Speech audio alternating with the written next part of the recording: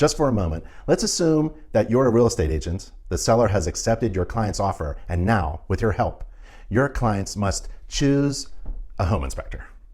Well, should you steer them toward an inspector who writes the sophist reports? Should you steer them toward the inspector who pays to be on your office's preferred vendor list? Should you help them find the cheapest inspector? The answers to these questions are, of course, no, no, and heck no. Real estate agents have a fiduciary duty to their clients and therefore must recommend the very best inspectors. If you recommend a patty cake inspector, an inspector who indirectly pays for your recommendation, or a cheap inspector, you potentially violate your fiduciary duty to your client. The National Association of Realtors defines a real estate agent's duties in their Code of Ethics.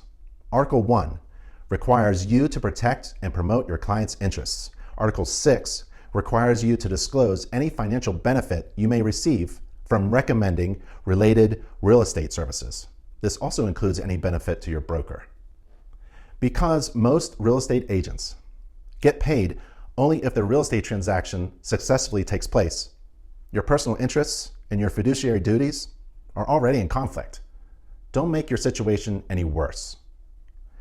The best way to avoid negligent referral claims, to operate ethically, and to fulfill your fiduciary duty as a real estate agent is to help your client find an inspector based solely on merit.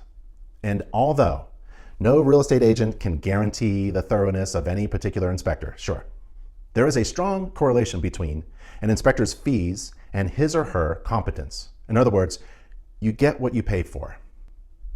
Helping your client find a cheap inspector for the purchase of their lifetime is a violation of your fiduciary duty. When in doubt, shop price and seek out the most expensive inspectors for your clients.